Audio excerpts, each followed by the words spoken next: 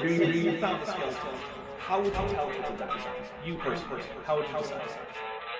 Well, interesting question. I don't know. I'd have to do some research on that.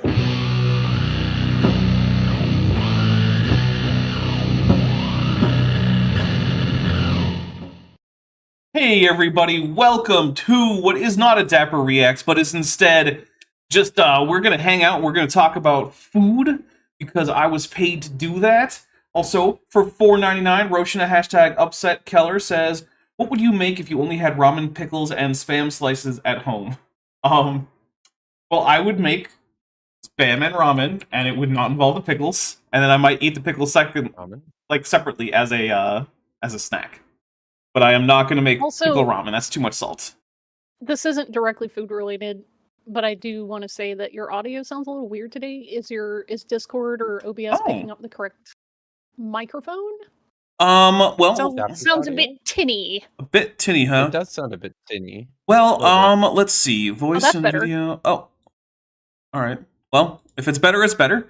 Let's see. Pillowpunk, half dog, half canine, who's been a member for 22 months. No, says it's back to echoey. Okay, like well, I don't. It's just your own dinosaur volume in your dinosaur vocal cords. Maybe. It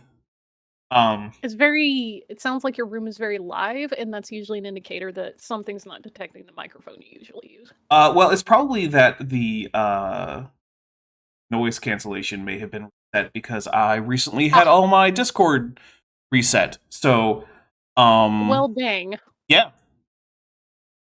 Sorry, you might have to deal with it for now. Pillowpunk, half dog, half canine, who's been a member for 22 months, says 3 eggs, 1 tablespoon plain yogurt, 1 teaspoon pesto scrambled. That could be pretty good. But, alright, so, I have to report back. So, yes? I was just going to say, I don't like scrambling eggs. No? Alright. No. So, here, have you ever tried the really low and slow, so they're still really, soft and whatnot, where you put on, really low heat, and you're just constantly stirring it around until it just congeals a little bit? Yeah. Because that's really good. That sounds actually like a good idea. Yeah, so here's my recommendation. Maybe I'll try that. Get 3 eggs. You want to have a good volume to work with here, right? Mm-hmm. Salt them, a little bit of pepper, put the spices in them as you're scrambling, right? So, first you're gonna whisk them up, right? Put in a little bit of milk, a little bit, and then put that on a low heat, and just constantly stir that around and scrape the pan. If you're using a nonstick pan, make sure you're using plastic or wooden utensils for this. And then before it actually all sets, while it's still, very soft and a little bit liquidy, then kill the heat, add any toppings that you like maybe some chives or some pepper or something like that, right? Yeah. And then just put that on some toast. See, yeah, maybe. I don't know. When I make eggs, it's always either sunny side up or poached on toast. Poached is even harder than just doing a really good soft scramble, though. Oh, I know, but you know what? I love poached eggs. They are really good. There is that. Yeah, mine are almost always fried, and I like the warm, runny yolk with some toast and maybe turkey bacon and grits. See, I poach eggs at least 2 or 3 times a week, so it's just it's a science. And I'm sure you have plenty of practice. It's very easy. So much practice. So, by the way, everyone. By the way. Okay. Sorry. Just on this note, you need to add just a little bit. I use a capful of vinegar to that water. Yeah. Helps to congeal the eggs. So I want to point out I do have a super chat goal up here, and it is if we hit the 30 in the next bit less than 2 hours. I will, in fact, take some time off because apparently I need some time off, according to some people. So if you want me to take some time off, it is very expensive because Bro. No one else Bro does saying, my work. apparently. No one pays you for yes. Yeah. So there's no such thing as like PTO on this. So you guys are funding PTO right now. Content Trifurcation for $5 says that this stream is sponsored by viewers like you. Join your super chat now to keep supporting science communication and counter creationism you love. Correct. And Roshna hashtag Upset Keller for $4.99 says, not liking scrambled eggs is blasphemy against eggs, Kip. Kip, you are now a blasphemer. How does that feel? She has thrown down the gauntlet, and I have to stand my ground here. Scrambled eggs is the lowest form of cooked eggs. It's clearly the over lowest easy. form. You think over easy is the lowest form? Yeah, it's by far the least labor intensive. Yeah, okay. All right. Fine. Okay. It's the second lowest form No, that's of boiled. cooked eggs. All you have to do Hard-boiled is or time it. soft-boiled? Either way, you just time it. Yeah. Okay. So it's the third. It's among the lowest forms of cooked eggs. All right. We don't have that many more and past that. Look. It just sometimes people appreciate nice things. That's true. It's true. And this is what I Hi, Baba Ali. appreciate. If I'm going to the trouble of making eggs, they're not going to be scrambled. Although I will try your suggestion, Dinosaur. I appreciate that. I think it will actually be pretty good. And speaking of breakfast foods, I did in fact try salmon confit on everything bagel. So Nice. Yeah, so I'll tell you how this works. So I got some salmon from the grocery store, just like $7 worth of salmon with sockeye. So that I made sure to take the skin off because the skin is not going to allow you to spread this very well. So if you're a big fan of the salmon skin, maybe this isn't your recipe. But I don't particularly care about the salmon skin either way, unless it's super crispy and really well seasoned. But that's not what we're doing here. So take that off. I used a filleting knife to do that, but if you don't have a filleting knife, just be very careful because you want to get as much of the salmon meat off the skin as possible because you're just going to discard the salmon skin. And salmon can be kind of expensive, so keep as much of the actual meat as you can. So then I put in about a half a stick of butter on with that, and that was about don't know what volume or weight of salmon it was, but it wasn't very much. It was basically like 2 single serving pieces of salmon. So I put that with about a half a stick of butter, and then I topped it off a little bit with some canola oil just because what I had, that wasn't really enough volume of fat to completely cover the salmon, which is what you want for a confit. And I also didn't want to add in more butter because, I'm not a fat Southern white lady, so I felt like I didn't need to. So I used a slightly healthier fat, and then that just stayed on low, and for a very long time, about all said and done, I think it was around an hour or so that it was on low. And I was also, as I was going, occasionally stirring because you want to make sure that it all heats evenly if you're going on a stovetop here. And then also I was using a wooden spatula to stir, and I was also breaking the salmon into smaller pieces so it would spread more easily. And then after about an hour or so, I got a very nice, mostly butter and salmon confit, which I spread onto a nicely toasted everything bagel, and it was delicious. Later on, I made a sandwich where I spread that on one side of a bagel, and then I put some pickles on top of that, and then I spread a thin layer of mayonnaise on the opposite side of the bagel. And I don't know if you know, but pickle and mayonnaise and fish is basically what fish salad ends up being, whether it's tuna salad or salmon salad or something. So basically, it was a salmon salad bagel sandwich, except that I got the nice crunch from the whole pickle, rather than having it turn into just kind of a slurry in a salad, which was nice, because I like that crunch. We have a few more super chats here. Gregory Nietzsche for what I think are 35 South African rands, but I'm not really sure. Says, yes, Wapani worms, Mogudu runaways, Walkitalkia, Kota, Bunny, Chow, Chakalaka, Achar, Smiley, Gatsby, Fried, Flying Ants, Capenta, Google M local food. Thanks. I have absolutely no clue what that is, but I appreciate it. Dutchman, Does that have anything to do? Does that have anything to do with AIG being a bag of dicks? You know, we'll say it does, and we'll No. take a drink anyway. I don't care. Let's do it. I'm thirsty. I've got Baja Blast here. Let's see. Then, Dutchman never saw snow tunic for $5 says, any recommendations for making vegetarian chili more meaty-ish?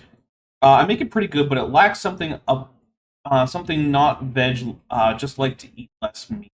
So you're not a vegetarian, but you want to eat less meat. First of all, that is a noble goal. I encourage that. I eat more meat than I should, and I do try to make efforts to cut down, but I am bad at it, so I'm not gonna pretend otherwise. I like eating meat. So here is what I would recommend. First, if you're okay with just adding MSG straight to your food, just do that. Just toss in some MSG. MSG makes things taste more savory, which is usually what people are meaning when they say they want something to be a bit meatier. Basically, they usually end up meaning you want it to be have more savory flavors. So toss in some MSG. Another option might be if you can find dried anchovies and dried mushrooms. Put those in a spice grinder and then grind them into a fine powder. And what you're doing right there is you're basically making a natural MSG powder that also has some, some mushroom flavors and whatnot. One of the nice things about mushrooms is that they're actually more closely related to animals than they are to plants. So they actually tend to have a meatier flavor than most other non-animal foods that you eat. So I would also suggest maybe dicing up some mushrooms and tossing that in the pot. But you got to be careful because you don't want the chili to taste like mushrooms. So, But yeah, those are some things that I would go for. You're never going to actually get it to taste like it should have, like it has beef or something in it, right? Because it doesn't. But those would be my recommendations for that. Does anyone else have any recommendations for making a meatier tasting vegetarian chili? No. Okay. No, that sounds good. I'm actually kind of fascinated now by the fact that mushrooms are more closely related to animals You didn't know that? than plants. That's wild. No, dude, No, I'm yeah. a biblical scholar. I don't know. I mean, I don't what the know. hell do I know about this kind of stuff? I don't know. I mean, I'm a history major, so But I like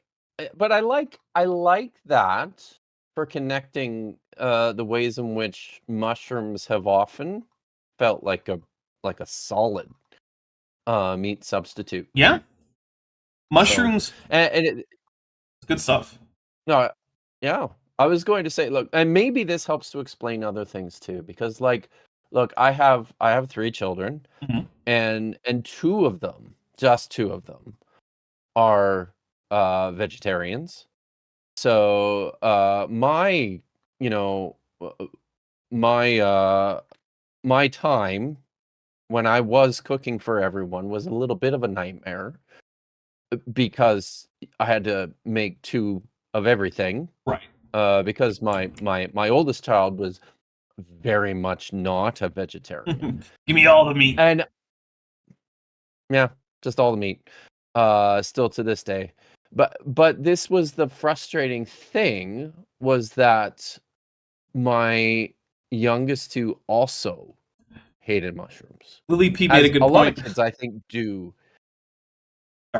Anchovies ain't vegetarian, so yeah, that would be a pescatarian chili if you do the anchovies and mushroom powder. However, as it's pointed out by Becca, if you use multiple kinds of mushrooms, you'll get a meatier flavor, and you can use multiple kinds of mushrooms that are dried in your spice grinder. If you can't find them dried, if you have a food dehydrator, you can just dry them in the food dehydrator. Sorry, Kip, I wanted to make sure that we didn't pretend that anchovies were not meat, because I was forgetting the point. Oh, okay.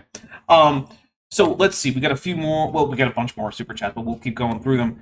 Sapphire Magical will pause light for Vish. Did you ever get any tahine snacks? Any favorites? Ooh, that's a good one. Oh yeah. I have not yet. So I can't say that I have a favorite. But if I do end up snagging some tahine snacks, I will be sure to update you when I discover a favorite. You mentioned to me tahine peach rings. And yeah, I don't remember seeing any at the Mexican candy section of the store. However, I do know that I can buy a bunch of tahine, and also I can buy peach rings. So I'm currently kind of thinking of, okay, what can I use to successfully adhere some tahine to some separately purchased peach rings, and I'm not positive because you want it to be something that can dry reasonably well and isn't going to encourage like mold or anything. So what I'm thinking about is like making a really thick, simple syrup kind of thing.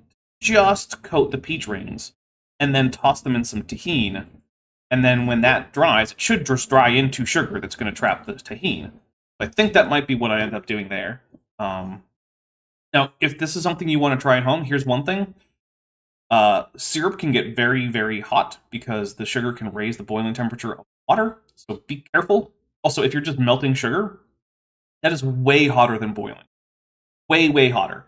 Be extremely careful if you're ever going to melt sugar because it can get up there in like the 400, 500 degree Fahrenheit, which is, we're talking like 220 or something Celsius, something like that. It's a lot. If you touch it, you will instantly burn. It is really dangerous, so be very careful. Don't have kids involved with this. If they want to watch, have them watch from a distance. Don't use anything that could cause the syrup to fly around or anything. Actual melted sugar is, yeah, be very careful. It's kind of like oil, right? Like, oil can get a lot hotter than boiling water. So that's why you can fry things at much higher temperatures than you can boil things. Yeah, so same basic deal. Except that sugar will then crystallize onto you while still burning hot, which makes it much harder to get off than oil. So it's much more dangerous than burning oil. So yeah, be careful. Sugar's dangerous. Let's see. Roshna hashtag upset Keller for $4.99 says, I like my eggs scrambled dry and smothered in grape jelly. You know what? I'm going to say good for you. I will not be doing that. Although I will say, I was going to say, I think that says more about you, Rosina, than it does about us. Yeah, I did see someone. Every once in a while, I watch like cooking videos and whatnot, and someone made a beef bacon jam topping for a burger. So they took a pack of beef bacon, and I don't think this was someone who was like, I'm not eating pork. I think this was actually just their option for what they wanted. Although I have seen some like kosher restaurants serve beef bacon with burgers. So whatever. I'm sure this would work fine with pork bacon if that's what you want to use. But this was using beef bacon. It was basically cook up some not cubed up, but like sliced into small pieces beef bacon. Drain the fat away, but you're going to still use it as like your base for greasing your pan. Then toss in some diced onions. Get those to the point where they're translucent and starting to, caramelize a bit. Then he tossed in some raspberries, and then tossed the bacon back in along with a nice serving of brown sugar and some apple cider vinegar. And then just reduced that until it was thick, and then put that on top of a smash burger. And I got to be honest, I can see that working pretty well. The raspberries aren't going to make it taste just like raspberries because there aren't that many of them. And they're going to work into the flavors with them and the bacon, so it's just going to make it a little bit on the sweet side. Which, if you're putting ketchup on your burgers, you're already adding a lot of sugar to your burgers. I don't know if you know this. But ketchup is basically candy. It's tomato candy sauce is basically what's going on there. Well, it is a fruit. Yeah. So, like, don't think like, oh, that sounds like it's so much sugar. Yeah, well, so is what's in your ketchup. If you don't get no sugar added ketchup, you are heaping piles of sugar on everything you put that ketchup on, which maybe that's okay. That's usually not okay bad. by me. Yeah, not always bad. Actually, it is one of those things. A lot of people, especially in the West, treat sugar like it's something that doesn't normally go in food, but then add things that are full of sugar anyway. Here's the thing: you can just add some sugar directly to your. Like, I have never made any kind of curry type dish, and then not added at least a little bit of sugar, just directly to whatever I'm cooking in. It's fine. You can do that. Don't worry about it. Of course, don't eat heaps of sugar, but that's just normal advice. But yeah, you can put a little bit of sugar in your burger sauce. It's okay. Let's see.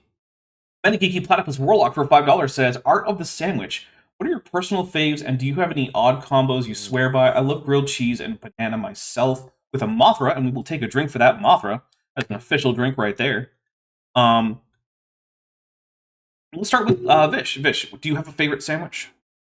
Do I have a favorite sandwich?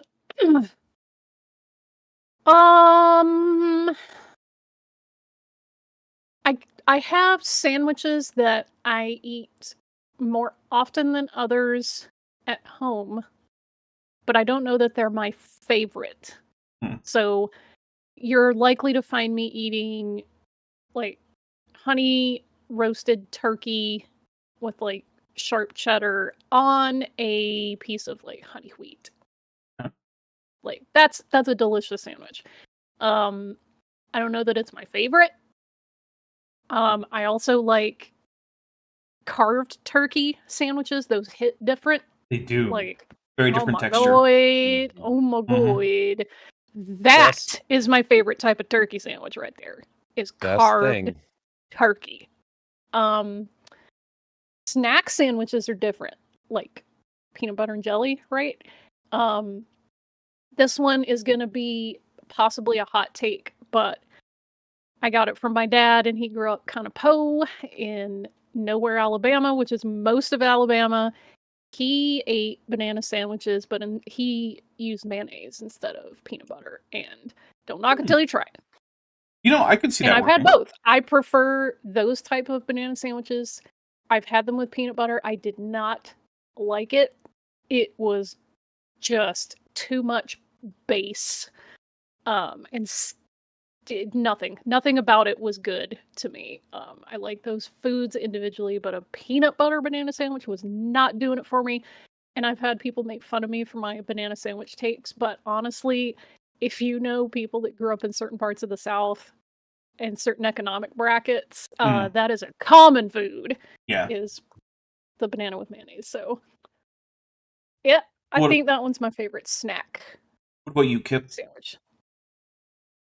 There's several. I like Vish. There's many different directions to go here. I'll just straight up. I think my favorite sandwich is. I have a few, but the one that usually comes up on top is the Reuben. And I don't. I have before, but I don't tend to make them at home. And one of the reasons for that is because Montreal smoked meat is expensive and hard to come by. So but I also really love just the classic Monte Cristo, which I do make at home. And you're picking my picks as well. What's that? Those are also my picks. Is basically a Reuben and a Monte Cristo are big options. Well, seriously, although I'll say most of the time I'm not. Hey, I'm not done. Oh, sorry.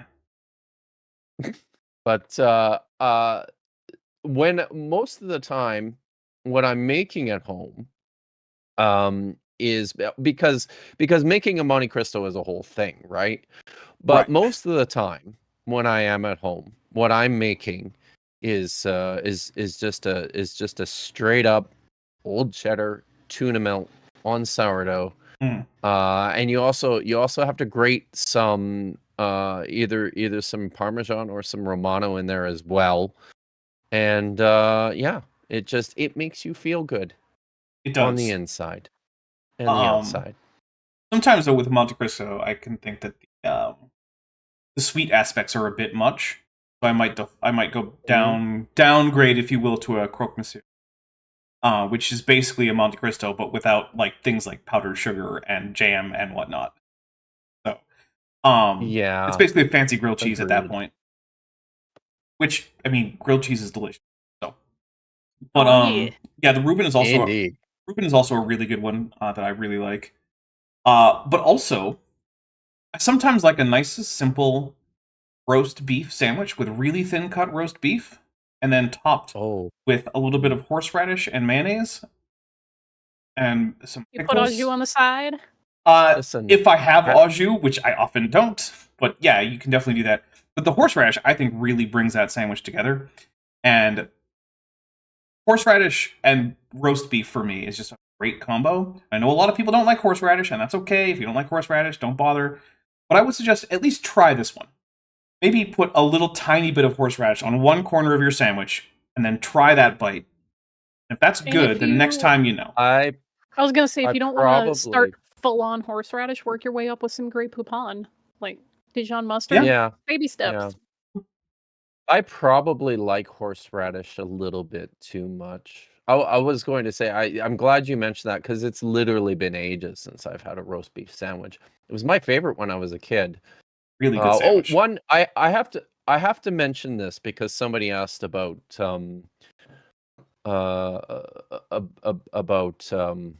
like personal varieties. Growing up in the Davis household, my father has 4 sisters and 3 brothers, and when we a rite of passage in the Davis household, when we would get together, when we do get together for family events, which lately just seems to be like funerals, which is sad. Yeah. But every time, the rite of passage is the onion sandwich, which is apparently what my dad and my uncles and aunts just grew up eating. Was this a like Great almost Depression food? daily. Just it feels like it, doesn't Yeah, it? it does. But, I mean, that's why but we the would Oklahoma get- onion burger was invented, was to stretch out the beef Right. supply by just adding ridiculous amounts of onions. tons of so we get fried onions on toast, buttered toast with salt and pepper. That actually doesn't sound bad at all. It's not bad, but not everybody likes it. Yeah. Also, Fair. There's a thing about onion. Oh, right. Have you ever tried the Flying Dutchman? I've heard. Refresh my memory because I feel like I have. So this is an off-menu Okay. item that you can get at why can't I think of names? Shanti, help me out. What? In-N-Out. What's the prompt? In-N-Out. Flying Dutchman. Okay, it's an off-menu item, right? In case you guys don't know, most of the things that you can get that people know how to make at In-N-Out are off-menu. The menu itself is a minuscule portion of what is available for you there. So if you order a Flying Dutchman, you're served a burger which does not have any patties and instead has some thick cut onion slices that are just orbital cut and then grilled, and then the patty is put on top of one of those, and then the other one is put on top of that, and it is extremely sloppy, but also it's low carb, and if you really like onions, then it's pretty good. Low carb. Get that nonsense away from me. I want all the carbs. Well, you're not watching your carbs, but some people are. I watch them go into my mouth. Well, okay, there's that. Also, actually, bringing it back to mushrooms, you know how you can get those really big mushroom caps? It's just like a big old mushroom cap. You can grill that up and put that between buns, and that's going to have a pretty meaty but non-meat based. That's right. So, speaking of sandwiches, if you want something that's not just a veggie burger patty, which I mean, there's some good ones of those. A lot of them are bean based, and there's some really good bean based veggie burger patties. But also give it a go where you just you can marinate. Now, be careful with marinating mushrooms because they soak up a lot of liquid. So maybe don't go overboard in how much liquid you put on around them. But yeah, you can even marinate a mushroom cap, and you can toss that on the grill, give it some nice little grill flavor. Put it between 2 buns. Put whatever you would normally put on a burger. That's another option for the vegetarians out there. Let's see. Nat Grasslands Enthusiast for $7.99 reduce says, do you have a favorite produce that's native to your area and not usually commercially sold? I love Munchies, a fruit from southern Australia.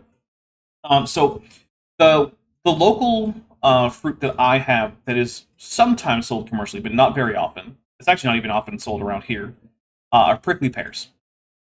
Prickly pears grow wild here. It's basically any fruit of a cactus in the genus Opuntia is a prickly pear. And there's a few different species that grow around here. And they have a really interesting flavor. So they're a little bit on the tart side. They're not very sweet at all because they're primarily a wild fruit. So most of the fruit that you buy at the grocery store is as sweet as it is because humans have bred it to be that sweet. It was not that sweet in the wild. Wild fruit tend not to be that sweet. So it's a wild fruit, so it's not super sweet, but it has that refreshing quality that you get out of a lot of melons, like cucumber or honeydew, where like you eat a little bit of it, and it feels like you just drank a cup of water.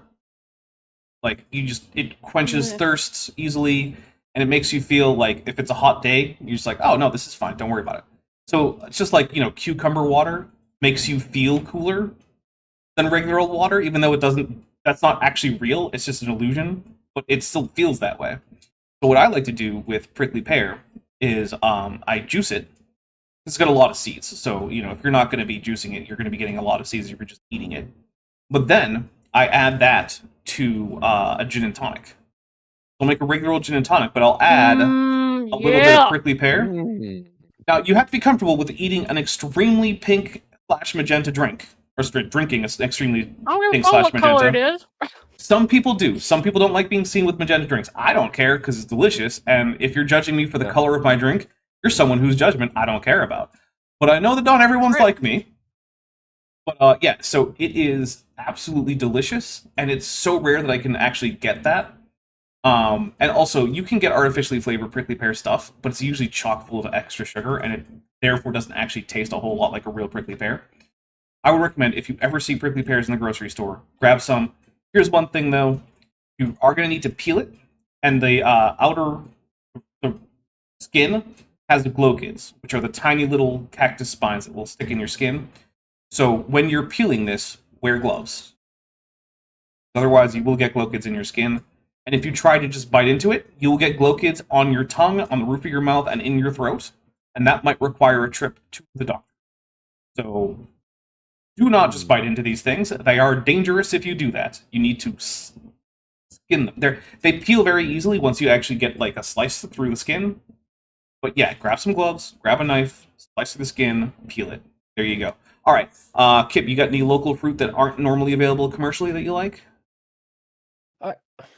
I don't think so. I think most of everything that grows out here is available commercially. Okay. I mean I really like blackberries, but like you can get them commercially very readily. Yeah. So, but I mean they grow everywhere out here, and that's something we used to do with the kids regularly. Was just walk through the neighborhood and pick blackberries. But they are really good. Yeah. Sorry. What about you, Vishanti? Remind me what the specific prompt is so that I You have actually a favorite produce that's native to your area and not usually commercially sold. I love muntberries, a fruit from southern Australia. Pink guava, because I did have 2 trees in my backyard until my freaking landlord cut them down without asking me or even notifying me. That sucks. Yeah. All right.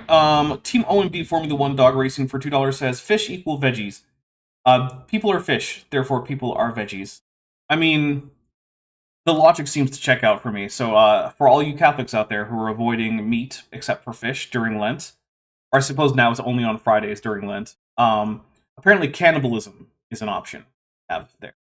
I'm not the Pope, so you might want to consult your own priest bishop about that. But yeah, if you can tell them the dinosaur said it was fine. In such trying times, there is no Pope. True, there is currently no Pope. Well, okay, there's no Pope in Rome. Last I heard, Tawadros III is doing just fine in Alexandria. Fair. So if you're Coptic, or just generally Oriental Orthodox, your Pope is doing just fine, as far as I know. That's right. Yep. Of course, my guess is that the proportion of my audience that are Oriental Orthodox is probably about 0, whereas the proportion of my audience that is Catholic is probably not 0. Yeah. But hey, you know what? If you're Oriental Orthodox and you're watching, you are welcome here. And yeah, I'm happy that Tawadros is doing great. Let's see.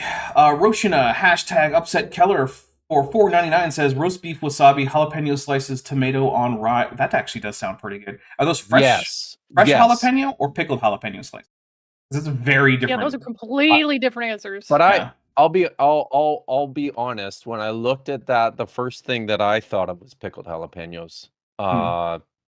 Is my jam. But this is a much better suggestion, Rosina, than the dry scrambled eggs.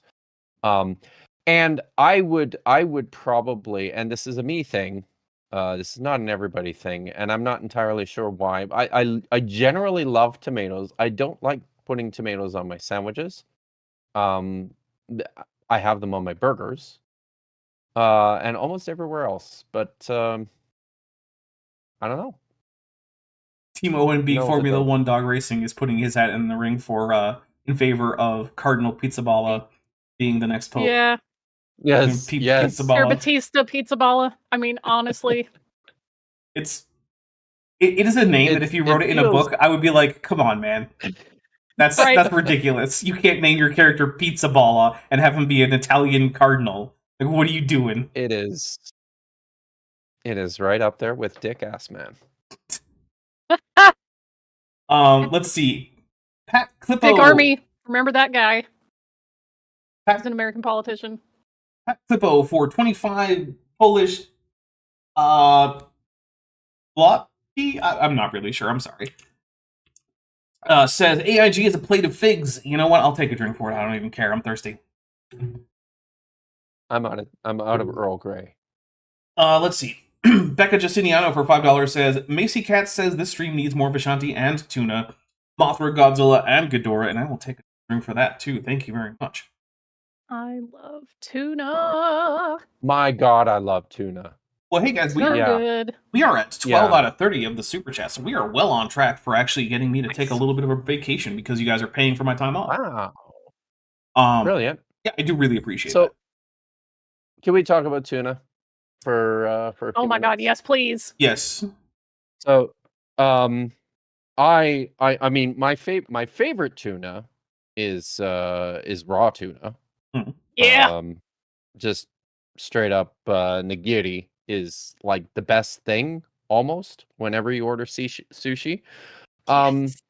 But when we were traveling, and this is what I've become accustomed to doing with tuna whenever I get it now.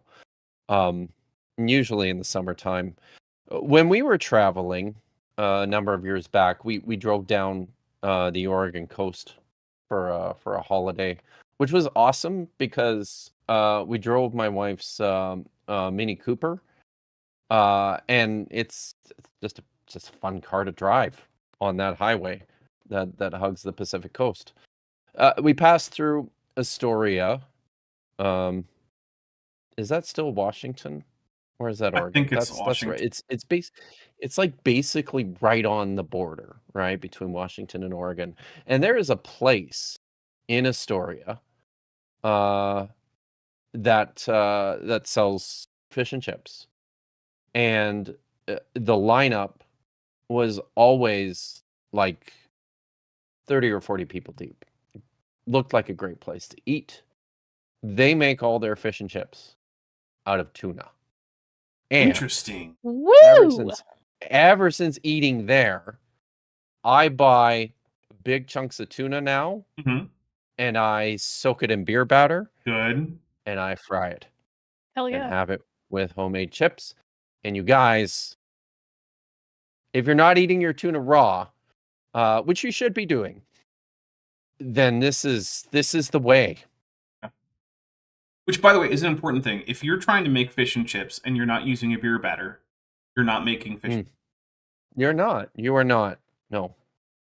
It should be, the beer batter needs to be fairly liquidy so that it actually can get the nice puffy texture that you want out of the beer batter fish and chips. But like, yeah, if you're just trying to bread it like you're making chicken wings, or not chicken, like fried chicken, you're definitely doing it wrong. You definitely need to use the beer batter on your, or specifically on your fish. Obviously, I don't think you should probably dip your fries in beer batter. That seems weird. I don't think that would be very good. But like, for $4.99, Roachna hashtag upset Keller says tuna nigiri topped with sauerkraut. Oh, I mean, yeah, I Wow. could see that working. Yeah. Yeah. I mean, normally I put a little bit of a little tiny bit of soy sauce on it, but I could see sauerkraut working too. Sauerkraut. See, the thing is, sauerkraut is also fairly acidic and very savory, which gives it a similar kind of profile to soy. But instead of having the soy flavors, you have all the flavors from the cabbage. You have to be careful with sauerkraut because not all of it is created equal. Well, that's true. And yeah, so Terrador's final form says, "I guess Bent is not here because he's been living off pizza for years now." Not just pizza. Sometimes people send him things from his wish list, like cream of wheat, or instant grits, or ravioli, or refried beans. Having a lot of that stuff too. I think I think we can all agree with Casual Sleeping Dragon that canned tuna is the worst way Oh to yeah, eat tuna, but canned tuna I mean- is still damn good. Like, Agreed. damn good. It is damn But- good. Yeah. You can catch me eating canned tuna in spring water, not that oil crap. That's disgusting. But Agreed. spring water, and I'm a simple person. I just slap those babies on some Ritz crackers and go to town. Todd Ferguson, Fulfillment Supervisor, has come in with geography facts pointing out that Astoria is in Oregon and the spot for The Goonies, Kindergarten Cop, and Short Circuit, which are all movies that I like. Yes. Very So, true. All right, I guess I like movies set in Astoria. It's one of the things that I'm learning today. It's and those a lot of those the famous scene in Goonies, I think it's worth pointing out at the end of the show, where they are running on the beach and the police are there and the newspapers and everything. All that was all filmed at Cannon Beach, which is another 20 or 30 minutes south of Astoria. And if you're in the area, you need to go and see Cannon Beach because it's a pretty incredible place. Okay. Also, tuna are one of the fastest fish in the world. Wow. Why they're called Is that that? right? Tuna actually means fast. A word that we don't use anymore on its own. Kind of like a gar fish. You never wonder what a gar is? I know what a gar is. Old English for spear. The only place where we still use the Old English word for spear is with garfish. Spearfish. Because they're vaguely spear-shaped. Yep. Is that food fact? I guess people could eat gar if you wanted to. I've never done it. I've eaten jellyfish. That was... I ate it because it was on the menu at a restaurant in Singapore, and I was like, you know what?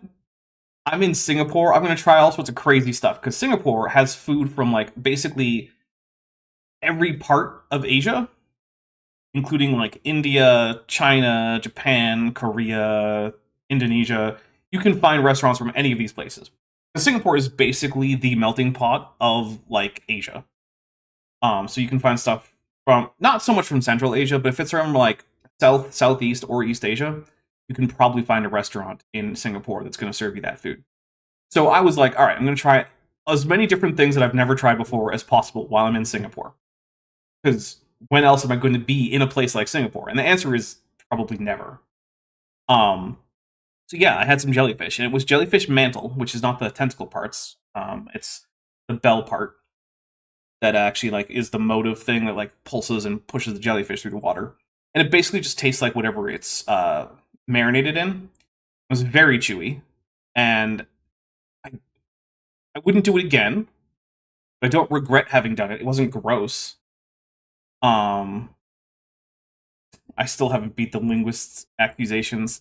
I mean, look, man, I had to read. It's a hard one. It's a hard one to live down. I took Old English in college, and we had to read significant portions of Beowulf, and there's a bunch of spears in Beowulf because it's Beowulf. So gar is one of the words that kind of the word gar appears within the first 3 words of Beowulf. The first 3 words are Platwe Gardena, which means, behold, we spear Danes, we Danish people who have spears. Gardena means spear Danes. So, yeah, I mean, it pops up right away. So if you've ever done any work with Beowulf in Old English, you're very familiar with the word Gahar. Roshina hashtag upset Keller for $4.99 says this is supposed to be a food stream, so of course the resident linguist, who does not exist, goes into the etymology of various fish names. Only two. Oh, okay. So speaking of vegetarian things, so I don't know if anyone knows, but I'm a pretty giant nerd.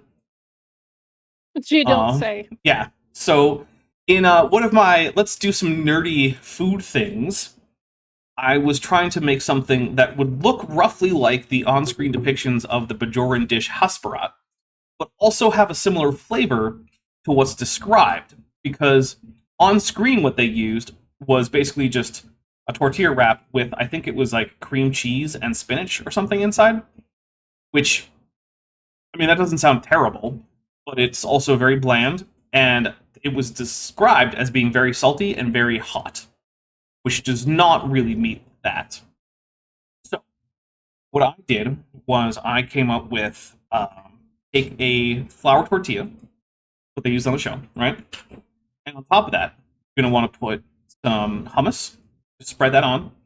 Then you're going to want to put a fair bit of spinach, and that's what's going to give you the appearance of the hasparat. But then I added some significant amounts of sriracha to kick up the spice a little bit, as well as to add some extra non-hot spices, right? Because sriracha has a bunch of other stuff, right? It's got onions and garlic and whatnot. But then also take some giardiniera, which is a Italian pickled vegetable mix, and then don't just add that. First, you want to cut that up into fine pieces, and then add that on top, wrap that up, and that actually is something that both looks and tastes like what the Bajoran hasparat is supposed to be from Star Trek Deep Space Nine, which I think also appeared in Next Generation, but I'm not sure. So there you go. I post my hasparat recipe in the Discord. It says DM Wing. DM Wing, here's what I'm going to tell you. DM me to remind me, because I'm not going to do it now while I'm live, but I can do it afterwards, maybe during Power Rangers after this. So yeah, I can do that. So also, I made Romulan Ale by just mixing together Everclear and Blue Curacao. Because it's supposed to be amazingly strong. And I'll tell you what, taking some Everclear and adding some Blue Curacao for color sure does make it very, very strong. Yeah. I don't actually normally drink Everclear. It's basically just ultra vodka. There is that, right? If you were trying to replace vodka with Everclear in a recipe, basically use about a third as much Everclear, and it should come out similar. So, I guess there's that. I don't know. Careful with Everclear. There are actually a lot of places that don't sell Everclear at the 190 proof because it's extremely dangerous. You can get alcohol poisoning very quickly with Everclear. So, be careful. However, I have used it to cook meat. Laughs in moonshine. Well, okay, yeah. Metageeky Platypus Warlock, member for 6 months, says, Ro discussed her father's hasparat during an episode in TNG. Alright, so yeah, I was right. It was in TNG as well. Awesome. Good. Well, that's good to know. Also, I did appreciate that Ro Laren came back in Season 3 of Picard. That was nice. To have a little bit of a... to tie up that little plot thread that's been dangling ever since she went and joined the Maquis, which, by the way, the Maquis were absolutely not the bad guys. They were, in fact, justified in pretty much everything. There were a few things where they did some war crimes, and I'm like, okay, guys, maybe calm down with that. But then again, it's not like Cisco didn't do any war crimes to stop them either, so, I still think overall the Maquis were not the bad guys in that situation.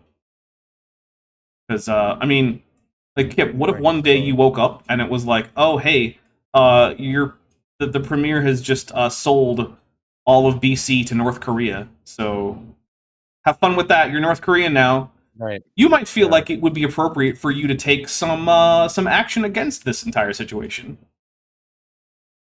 So agreed. Yeah, agreed. And sure, the Canadian government feels remote, but I'm sure it felt remote to the Bajorans as well. Yeah, and all those Federation citizens who had their land ceded to the Cardassians. Right. Or planets, I suppose, but I guess they were probably living on the land parts of the planets. I think we can call them lands in the in the legal sense. Yeah. Anyway, that's not anything to do with food. What about Klingon blood wine? Says right-handed Sith. So the tricky thing with blood wine is, okay, blood is not easily fermentable, so you're not likely to be able to actually make wine out of blood. But what you can do is make some wine that has a sort of a Klingon vibe to it, which I would suggest, one, start with a very, very dry red wine, like bone dry. And I would say maybe have it be a little bit on the astringent side. So look for a bone dry, somewhat astringent red wine. And then what you're going to want to do is you're going to want to spice it. Now that's going to be something that's going to be a little bit up to you, right? Like you want to look up what are common spicings for wine, right? For like mulled, sorry, like for mulled beverages and stuff. So some examples might be cloves, maybe cardamom, cinnamon, garum anise might be an option. So look for things that would normally go into spiced wine. And then that should probably get you pretty close to the aesthetic and the flavor that you would want for drinking a blood wine. But yeah, if you're going to try to just like ferment blood, I don't think that's going to work. The only way I can imagine it working is if you you would have to water it down, right? Because you're going to need a lot more water than you're just going to get out of actually just going to the grocery store and buying blood, which you can get in certain grocery stores. The international market near where I live has frozen blood that you can just buy. But at that point, you're also going to need to add your own sugar, right? Because the blood is not going to have a lot of sugar. So at that point, you're not really fermenting blood. You're fermenting sugar in a mixture of mostly water, which has some blood that you've added to it. And I don't think that would be very flavorful. I don't think it would taste very good. I don't actually recommend you doing it. But that is how you would have to do it if you wanted to actually make wine that had blood in it. Is you just have to add blood to a mixture that you could otherwise ferment. Because, yeah, you're not going to be able to just put some blood in a pot and then put some yeast in there and have that produce anything like wine. Which, again, I don't recommend any of that. And also, a number of people have various food restrictions against blood. So, and also, most people in, like, the Western world have, they find blood to be an off-putting food source, like bugs. Might not have a taboo about it or a prohibition, but it's generally considered not be food. So there's that. It's almost like the Klingons read the Bible and then decided to do the opposite. Well, no, I was just thinking about how often the imagery of winemaking is used as as an analog for blood. Okay. Well, I mean, there have been Klingon translation efforts for the Bible. I don't think any of them have ever actually finished the entire Bible, because that's a lot. But there definitely are passages that have been translated. Let's see. Rochina hashtag upset killer for 199 says, use blood oranges and heme.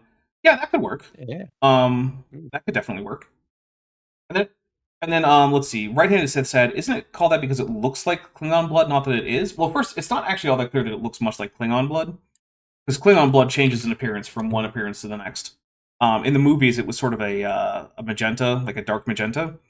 But then in a lot of subsequent media, like Next Generation, Deep Space Nine, it was generally a dark red, which means they were basically just using the regular human blood prop for whatever it was. So, yeah, but blood oranges and heme could work. Or you could just ferment blood oranges. You get in very orangey wine, very citrusy, which might not be what you're looking for. But yeah, I mean, there are ways to make things that will be thematically similar to Klingon blood wine. And it's actually not very clear whether or not they call it blood wine because it looks like blood or it's made from blood. But given everything else that is on the Klingon palette or in the Klingon menu, I would suggest that it's probably made with blood. So, you know, it's like blood worms are in fact worms that eat blood, and then you eat them. But first you starve them, and then you give them a sauce. So that way, before you serve them, they've gobbled up as much of the sauce as possible. So now they have sauce on the outside and the inside while they're wriggling around, and you're eating them live because you're supposed to eat them live. So there you go. Also, there is a real thing called a bloodworm on Earth. I would not suggest eating them alive because they have jaws made of literal metal. They will cut into you. No, kidding. Yeah. Wow. Biodeposited actual metal jaws. I was just about to say that's pretty metal. It's literally very metal. I I caught myself No, you on the should go for it. literalness of that expression. Heather Bodacious Claims Coon for $5 says, I just checked and Philly is in the range of the American persimmon. I would we used to bake them when I was growing up. Oh yeah. Persimmon is one of those that you don't find at the grocery store too much, huh? Usually What find is Philly? I don't even know what that is. Philly, it's short for Philadelphia, Pennsylvania.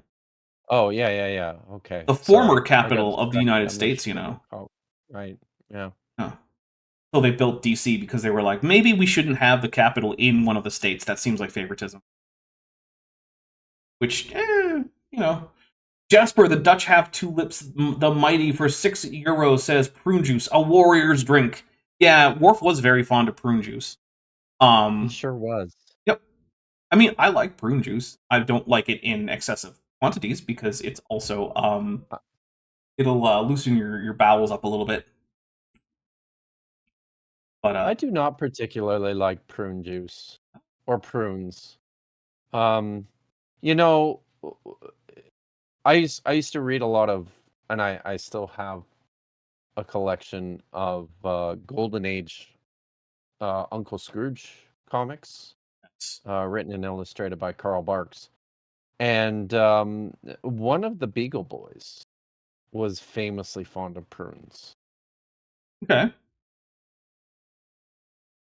Okay, so for $7.99, so there's that. For $7.99 dollary dues, Nat Grasslands Enthusiast says, please look up the pie floater, an iconic and divisive South Australian food, which is in fact a meat pie that is served in a thick pea soup, additionally with the addition of tomato sauce, apparently. I've never had this, however, I would try it. I like meat pies. I generally like pea soup if it's well seasoned. And I generally think it's better thicker rather than, runnier. I'm not sure I would want the tomato sauce, but I could see it going either way, especially depending on the meat pie. But actually, that reminds me, Captain Fish, y'all have any experience with meat pies? Because that's a food that seems to have fallen out of favor in a lot of North America, but it used to be extremely popular. I don't think so. I don't think I ever had one. I mean, chicken pot pie, does that count? It absolutely counts. Yeah, okay, well then I've had that. Okay. Yeah, actually, I've never made a meat pie. No? It can be... No. The one thing to look out for is if you're using high-fat meats, it can cause... Any grease is going to tend to rise as you're baking this pie, right? And so if it's really greasy, what that can then tend to mean is that if you have a top crust, it can get too wet. And if you don't have a top crust, then you can get pools of grease at the top. So one thing that I would suggest is try using some leaner meats if you're new at making meat pies, because it's very easy to get an excessive amount of grease. I've learned that the hard way, because I have in fact made meat pies. Also, if you're going to make a meat pie, do not go and buy a graham cracker crust pie thing, because that's not going to work. You're going to want to use actual pastry dough and not graham cracker. So there is that. I have not made that mistake, but I have heard of people buying a pie crust only to realize they bought the wrong pie crust. And that's not going to be a good combo. But meat pies used to be very popular. They did. Yeah. I don't know if shepherd's pie counts. Claude Simeon. I guess it kind of does. So here's the thing. There are variations on it. And if it has a crust, then I would say it does. But I've also had people say that, oh, this is shepherd's pie, but then not actually put a bottom crust on it. And I'm like, well, that's most of a shepherd's pie, but I think it's missing the... Because to me, to be a pie, it has to be a baked good with a crust and a filling. It doesn't need a top crust, but it needs a bottom crust. I don't know if that counts for shepherd's pie, though. Well, you can... Shepherd's pie originally was made with a bottom crust. Like, that's the history of the dish. Yeah, I guess so. But I mean, in most of the variations on it nowadays, people just ignore that part. Yeah, that's true. That's generally been my experience too. Terrador's... I mean, I was just going to say that's what I do, but... Terrador's final form for 100 Argentinian pesos says 90 kilometers from where I live. I think that's like 900 football fields for people living in High Castle. Thank you. You can get capybara schnitzel, and I hate so much that it exists. I still want to try it though. I've never had capybara. I don't think I've ever had any rodent. I know my sister has had guinea pig. Because she was in a part of the world where guinea pigs were kept for food. That was what they were originally domesticated for, was to be kept for food. But I don't think I've ever actually had a rodent. I've had rabbit, so that's not a rodent, it's a lagomorph, but it's close. Lagomorphs and rodents are sister groups. I also don't think I've ever had a rodent. Ever had rabbit? Yeah. Okay. What about you, Vish? I know you probably don't eat rabbit now, but did you before? Is she still here? Oh, wait, nope, she said BRB. Sorry. Never mind. Oh, okay. So one thing is, did you know that there's a thing called rabbit starvation? And what does that mean? So rabbit actually is pretty low in a lot of the various nutrients that you would normally get from meat. And so if you're someone who's relying on meat as a big part of their diet for getting a lot of the various nutrients beyond just, protein and calories, if you make a big portion of your meat intake rabbit, you will actually probably end up malnourished. And so rabbit should only make up a portion of your meat intake. A portion of your meat intake, yeah. Yep. So it's not like it's poisonous or anything. I mean, there's nothing in there that's harmful. It's just missing things that normally you would get out of meat. Dutch Mammoths Never Saw Snow Tunicate for $2 says, house mice were popular with the Romans. That's true. Yeah, the Romans have a lot of recipes for I think both house mice and dormice, which aren't actually mice, but like whatever. The Romans were big on cooking little tiny rodents. Certainly need a lot of them. Well, if you're only cooking for yourself, like one decent-sized mouse is a pretty good serving for one person. And a lot of, if you weren't a very fancy Roman person, like you weren't like like an aristocrat, and you were either just that's what you get, like a pleb who was not rich, or you were a slave. Generally, your food consisted of boiled grain porridge of whatever kind of grain is being grown locally. And then into that, you're tossing vegetables and meat, and only meat occasionally. And so a lot of Roman recipes from like common folk is just like, okay, so you take your wheat flour that you just ground up on your own pestle, and you dump it in water, and you boil it, and then you should toss in some vegetables. And there you go. And in case you guys don't know, wheat porridge is in fact gruel. That's what that food is, which means if you're ever eating cream of wheat, you are in fact eating gruel that has just decided to not use the word gruel on the packaging. So, if you like cream of wheat, you do in fact like gruel. Becca Justiniano says, I've had squirrel. I've never had squirrel, but I'm not, like, opposed to trying a squirrel. I don't know. My cat has had squirrel. Yeah. Actually, at one point, when I was with my adoptive human family, the cat that we had at the time killed a rather decent-sized rat and then left the body just in the yard. But the head was nowhere to be seen. And so we're like, well, that's weird. The next day, the head was to be seen, having been puked up on the steps leading up to the side of the house. And my parents... That's the new one. My parents decided they didn't want to do it. And so they asked my brother, and he just flatly refused. They were like, hey, go clean this up. He was just like, nope. And so they came to me. I'm like, are you going to... The dinosaur. Yeah. Like, could you clean this up? I'm like, give me $20. And so because they realized that they couldn't force any of us to do it, because we would all just flat refuse if there wasn't anything in it for us. And they weren't really willing to punish us for not doing the horrible job of trying to clean up the cat puke with an entire rat head. I'm like, all right, fine. So I got $20 that day. And so I grabbed a plastic bag, actually a couple plastic bags, put them over my hand, scooped up that thing, and then just hosed off the rest of the vomit. And there you go. Problem solved, $20. To answer the question, no, I have not eaten rabbit. Okay.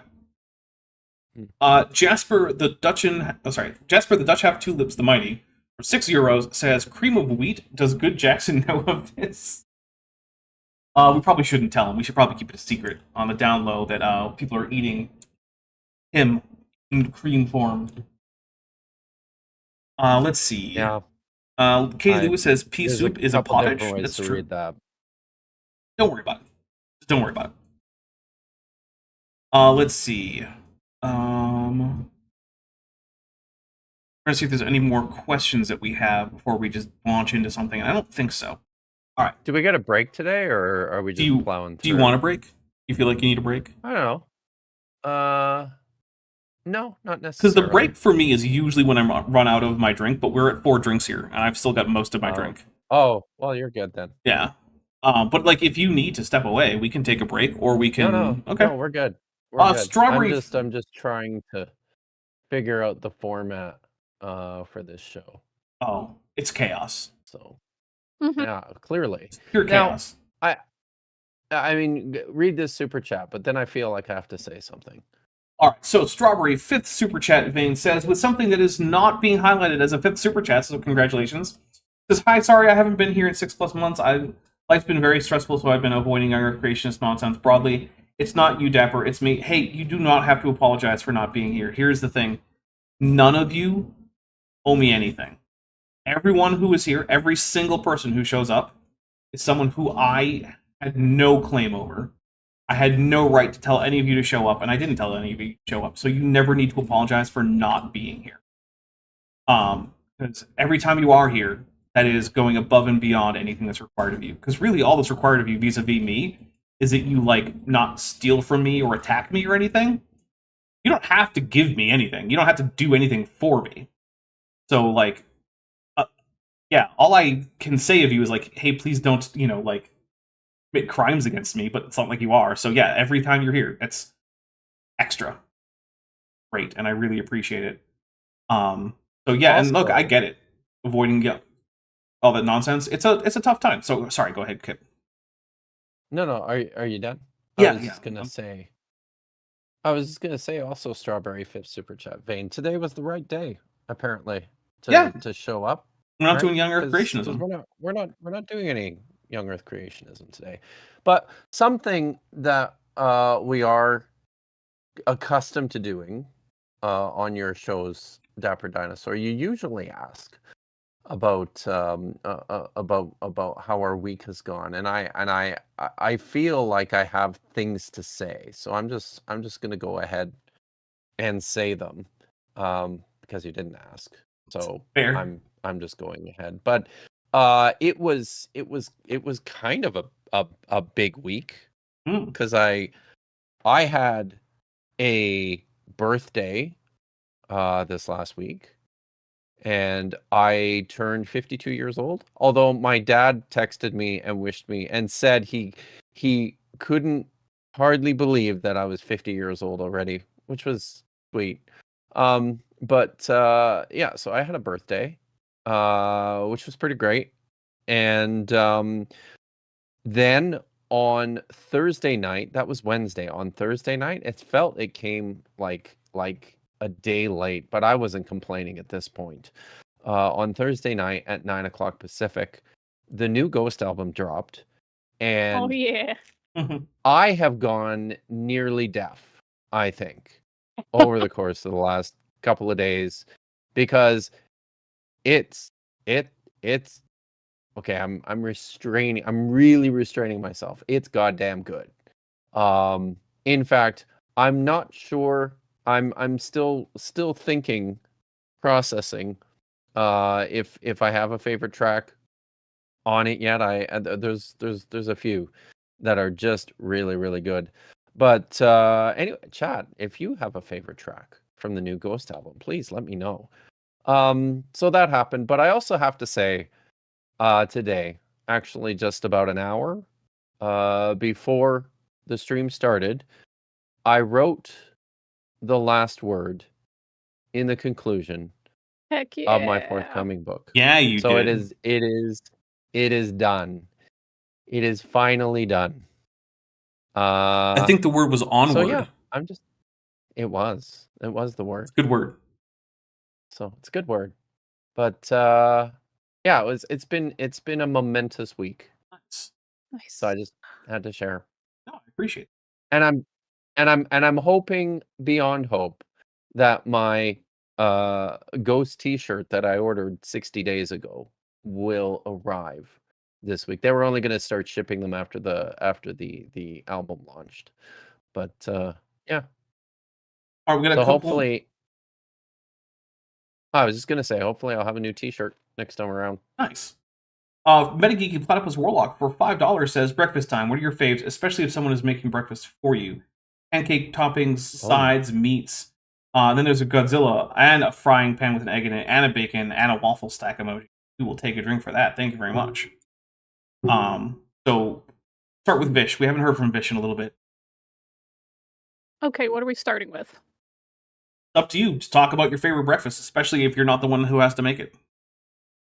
If I don't have to make it, give me fried eggs over medium, grits, home fries with biscuits, turkey bacon, very crispy, and orange juice and coffee. Okay. But you can. Yeah. That's hard because I do so much of the cooking. Let's say you're out in at a my diner. household. But if I'm out at the diner, usually when I'm out for breakfast, you know what? Depending on where it is, because it's hard to come by in my part of the world. But if I'm further south and I'm out for breakfast, usually it's chicken and waffles. Mm-hmm. Yummy. But honestly, like when I'm not further south, when I'm out for breakfast, very often it's eggs Benedict, and a salmon eggs Benedict is really nice too. Ooh, yeah. But listen, hollandaise sauce just makes everything good. And I mean, it's a pile of fat, so yeah.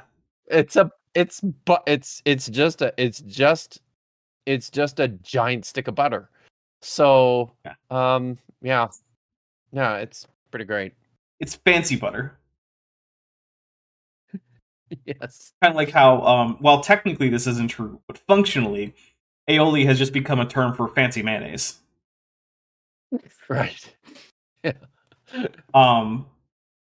So let's see. For me, I'm a really big fan of biscuits if done well. Although I've had really bad biscuits. So that is definitely like if I had to pick a single dish, it's gonna be like a pretty solid go-to. I do like eggs Benedict, but like I feel like every time I eat eggs Benedict, that's not just my breakfast. That's like my breakfast and my lunch and an afternoon snack all rolled into one thing. Because every time I have eggs Benedict, I come away feeling like I've just eaten like a truck of food. Which is probably has something to do with how fatty it is, because that makes me feel like I've eaten a lot. So there is that. Also, I'm less likely to make eggs Benedict for myself because it's a pain. Because making hollandaise sauce is a pain. It's very easy to split your hollandaise sauce. It is a pain. Yeah. Yeah, so I just don't do it. But if someone else is making it for me, then yeah. And there actually used to be a place not too far from where I am now that used to have some really good variations on eggs Benedict. But they closed. Oh. So now I don't know where to go to get good eggs Benedict anymore. But let's see. Okay. I was just gonna say, can I say something about a breakfast item that I often make? Yeah. In my house. So what I have come accustomed to doing quite often is if there are waffles, and I'll even use like the frozen ones if I'm in a pinch. If there are waffles in my house, I will poach an egg or a couple of eggs as I ordinarily do, and usually fry up either ham or bacon. And then I will put maple syrup on the waffle, then the ham, or sometimes the ham first, then the maple syrup, then the poached egg, then sharp cheddar cheese, and you stick that in the broiler. And I'm telling you, it's good. Yeah, that does sound really good. Let's see. Terrador's final form for 100 Argentinian pesos says, he says we don't owe him anything. Only the Mahdi could be so humble. Give him all your possessions now. Okay, first of all, do not give me all your possessions. Only give me things you can afford to give me. So there's that. I don't want any of the money that you were going to use to feed or house your family or anything like that, or yourself. Only excess money that you have at the end of whatever pay period you have that you can afford to use support one of the entertainers you like, because that's ultimately what I am. I'm an entertainer. I like to think I'm an informative one, but let's be honest, this is infotainment at most. This is not just a straight up educational channel. That's why there's a lot of jokes and memes and whatnot. So that's why we're doing things like this, which are not super educational, but are still a lot of fun, and you guys paid for it. So, but also, I am not the final imam, whichever number you might be thinking of, because I know there's, some people are 12 some people only were like 9 or whatever imams. I'm none of those. Yeah, so I'm definitely not the Mahdi. Who is not the same person as the Messiah in Islam, by the way. That's Jesus, not Mahdi. And the Mahdi is really only something in Shiite Islam as well. So if you're trying to talk to your Sunni Muslim friends about the Mahdi, they're probably going to look. You have 3 heads. Kind of like talking to like a Baptist about Joseph Smith. Like they don't care at all. So definitely not the Mahdi. I am 99% certain that this is stuff that David Wood gets mixed up about all the time. Anyways, I don't know. It's been a very long time since I've bothered to listen to David Wood do anything in particular. Although I hear he's had a second debate over whether or not Muhammad exists with Robert Spencer, because they had a debate about that years ago, and apparently they've had a second debate about that. And okay, so basically, from what I understand, Robert Spencer's entire position is, well, our sources are late, and we have some contradictory sources, especially from outside the Muslim world, where we have various like Christian or Jewish reports of things that don't make a whole lot of sense given the general portrayal of Islamic history from Islamic sources. Which I would say, like, okay, but that's not a great reason to think that there just was never a guy. Like, that's... But and then I watched this debate. Which one? The first one? The second one? Okay. The second one. Was David Wood still just saying, but the principle of embarrassment, though? Yes. Of course. Yeah, that was his only point. The entire argument was, look at what a terrible, terrible, terrible person Muhammad was, and we have all these stories that are just so outrageous. They couldn't possibly have been made up unless they actually happened. Like they had to have actually happened. Hey, counterpoint, what if the people writing this didn't think that they were terrible? Because the same people writing this are the same people who were saying that this is the guy who is an exemplar of human behavior. So they didn't think these things were terrible. That's one of the things you got to remember. If you're looking hundreds of years back, people who were held up as paragons did some shit you would be horrified by. All over the place. And Naram puts for $5 sends a clay dapper and a dapper face cartoon emoji. Thank you very much. I guess this is what the tangent is during the food stream. The food is on topic, talking about like weird Christian apologists versus what do you even call Robert Spencer? Professional. What do we call Robert Spencer? He's not a Christian apologist. Like Islam anti-apologist. Is that what we call Robert Spencer? Islamophobe? That sounds like it doesn't really cover it. Can we, so long as we can use the same label for David Wood, I'm okay with that. Well, David Wood does actually do some Christian apologetics, though. He's not just an anti-evolution guy, is he? Maybe I'm wrong about that. Pretty much just about all Islamophobia now. I heard that his buddy Apostate Prophet is becoming a Christian, or has already become a Christian. Has become a Christian. Yeah, he's actually already finished with that whole process. He is in the process of his catechism at the in the Eastern Orthodox Church. Has he actually been baptized yet? I think so. Well, then he's probably not a catechumen anymore. Or maybe he's maybe he's not yet. I don't know, but I know that's where he's at, and I wouldn't be surprised if he shows up at the ETS meeting in Boston in November. So That I don't even. Would that be interesting? I don't even know. I can't tell. I haven't watched No, near. So the thing is, right? My experience with Christian apologetics, as well as like Christian anti-Islam stuff, is pretty limited. I know who some of the major players are, but like I really don't care if you're gonna tell me like, oh hey, I think that Islam is bad for a reason, and I mean like, okay, great. I don't care. I, I just don't. And just like there's lots of things that I could point out and be like, hey, this is some really troubling stuff that you can find in say Christian history. I don't think that that means that all Christians are now bound to use that as like their example for behavior. And I know enough Muslims to know that all of the horrible things that David Wood is like going to like to bring up are not things that every Muslim is going to use as like their guidelight for what they should be doing in the world. So like, anyway, speaking of that though, someone also mentioned that they needed a reason to make some tzatziki. So we're going to bring this into some Eastern Mediterranean style food because a lot of people in the Eastern Mediterranean, Muslims. So here's my recommendation, right? Get some lamb. Does not have to be super high quality lamb, right? Because lamb is expensive, right? You can get some lamb stew meat or something, right? But what you're going to do is you're going to dice that up.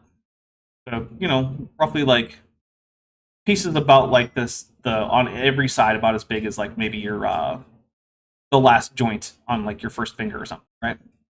Then toss that in the freezer for maybe an hour or so. You don't want it to freeze all the way through, but you want it to not get really firm. Then you're going to put that through your meat grinder. Then you're just going to form that into lamb meatballs, right? And then you're going to cook those up, and you're going to put that on some pita bread with some tzatziki and some raw red onions and maybe some tomatoes. And you are going to eat that. It's going to be delicious. And yeah, you can salt and pepper that obviously to taste. But yeah, that is going to be this is going to be like a poor man's gyro because instead of actually getting like an actual like cone of lamb over a flame, you're just making some lamb meatballs. But it's still going to be really good. So that is your reason to make more tzatziki. In case people are wondering what's tzatziki, is I believe it's Greek, but like it's used in a lot of places in the Mediterranean. Especially the Eastern Mediterranean. So like you'll find it in like Turkish cuisine and Egyptian cuisine and whatnot. There's a yogurt-based sauce that uses yogurt. I think it uses some lemon, dill, there's a few other ingredients. Find the tzatziki recipe. It's very easy to make. I've made it before. It's very good. And yeah, that is why you make some tzatziki. Because you bought lamb, you ground it up, made little lamb balls, put that on some pita bread, raw red onions, maybe some tomatoes. Roshina, hashtag upset Keller for 490 says, I had chicken shawarma wrapped, lots of pita bread and tzatziki last night. Super good. That is really good. When I was going to college, there was an Egyptian food truck that would set up shop right across from main building on North Campus. And man, I had a lot of food from that thing. And it was run by two brothers who were both Copts. So they had, I believe at the time it was still when Pope Shenouda was reigning. So they had an icon of the Virgin Mary and a portrait of Pope Shenouda up inside the truck. That's how I knew they were Copts. Because I would not expect a couple of Muslim brothers to be having a picture of Pope Shenouda up. The Virgin Mary is iffy. It probably wouldn't be a Christian icon. But you can find the Virgin Mary depicted in Muslim art from the more liberal groups of Muslims who are okay with depicting humans in art. Not all of them are.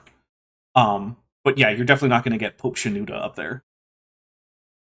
So, yep. When I was in grad school, there was just a local burger place in the town that I went to school at that was owned and operated by a Greek family, and they made a Greek burger, which was just it wasn't lamb, it was Okay. beef, Hey, when but greasy beef. yeah. And it was like it was like the burger patty and then like a half-inch almost slice of feta. Ooh, that is a lot of feta. And My goodness. it is a lot of feta. And then a big chunk of tomato and just smothered in tzatziki. Ooh, that sounds really good. It was really good. I'm if it wasn't far away, I'd be tempted to go back there now. That sounds really, really. Yeah, when we discovered it, it's like it's almost all we ate whenever we went out. It was just like Greek burger. Yeah. I mean, sometimes you just find a dish at a restaurant that's buying that's like that's your jam. That's the And one. yeah, and that sounds also, we are now, I believe, 4 super chats away from hitting that goal. Away. Guys giving me some PTO. Strawberry 5th super chat vein for $5 says, I can only assume that this isn't my 5th super chat because I recently got a new phone. Guess I finally get to change my name. Well, congratulations. I don't know if you know, Kip, but for the longest time, every time Strawberry Vein would super chat, it would say that it was a 5th super chat on the channel. And like, so we would get several super chats from the same person that all say 5th super chat on the channel. And it's like, this is clearly not true. Clearly. Nat Grasslands Enthusiasts for $7.99 redo says, favorite special occasion foods. Ooh, I make spicy mushroom lasagna once a year because it takes all day and uses a heap of fancy, expensive mushrooms. Okay, I'm going to go with a weird one. There is a dish that is normally served at memorial services in certain parts of the world that is made of wheat berries with honey and sugar, topped with raisins and almonds, and then often dusted with some confectioner sugar on top, mostly for appearance. And its name varies by language, but I really, really, really like it. And it's weird because if I make it for myself, I feel like someone has died. Because normally, that's the only time that people ever eat it. Died and they're doing a memorial service. But it's also really good, and it's one of the few things that I like that is predominantly sweet in flavor. But yeah, it's really good. Now, here's one thing. If you want to make wheat berries, you don't have a pressure cooker, better be prepared to stand over a boiling pot of water for like 4 or 5 hours. Because they take forever to cook at standard pressure. Because a wheat berry is literally just a wheat seed that it's been hulled, right? So it doesn't have like the chaff on it anymore. But it has not been otherwise processed. It hasn't been ground, it hasn't been chopped, it's not flour, it's just a whole wheat kernel. And that takes a long time to boil. So don't be like me, put it in a pressure cooker, because then you can get that thing done in a reasonable amount of time, rather than having it take forever. But Kip, what is your favorite special occasion food? Well, I eat a lot of olives and smoked oysters at Christmas time, and mostly just because everyone else in my family hates them, and I love them. But that's I like when I think about, I don't know if I have an actual special occasion food that I that's my favorite. But I will say, I'll mention 2 things as special occasion foods, only because I don't get them very often at all. What's the point? And it's because I have to go see people who make them. So the first, my sister-in-law is from China, and she might be the best cook on the planet Earth. So, and which they live far away, so I don't get out there very often. It's like maybe once every 2 years or so. Feels pretty special to go visit my brother and my sister-in-law, because I get homemade Chinese food, and then I just eat and keep eating until I feel like I can't eat another bite. And then it's whenever I see my mom, which is more frequent, but not that much more frequent. She will usually make rouladen, which was my favorite. My mother is German, so she would usually make rouladen was my favorite growing up. So she makes it every time that I come to visit her. Do you guys know rouladen? You know what this is? No. Oh, oh.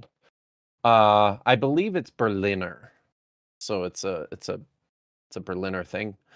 But it is thin strips of lean beef, and you roll up inside the thin strips of lean beef a dill pickle, Okay. and you marinate it, and then you bake it. I So see that being pretty good. I usually get oh, it's very good. I usually get when I see my mom rouladen with red cabbage and spätzle, which is something that I make myself, by the way. And then probably also some sauerkraut or Weinkraut. Okay. So, Love it. Vishanti, what is your favorite special occasion food, and why is it matzah?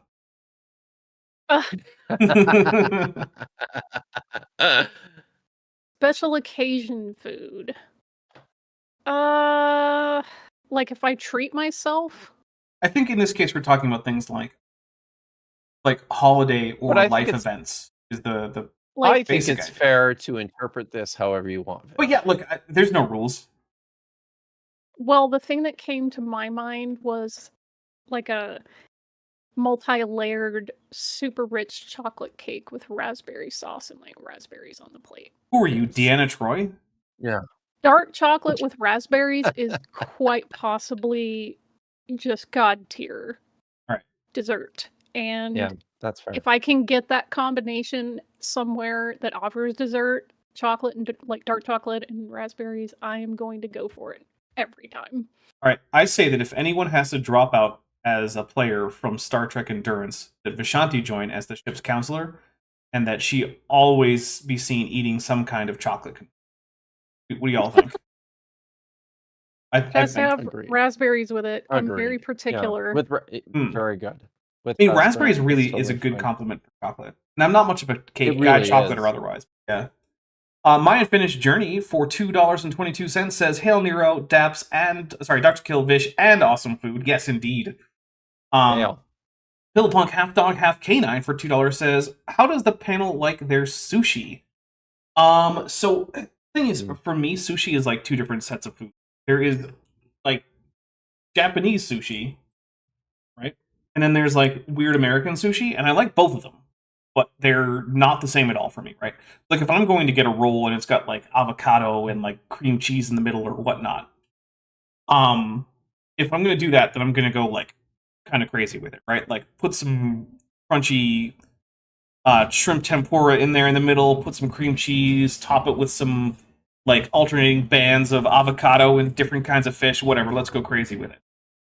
If I'm actually doing like actual, like more traditional Japanese, where it's just a ball of sticky rice, maybe a little bit of wasabi on top of that, just to stick whatever's going on top of it, and then that thing, then I have some rather unusual things that are typically on my list of things to get.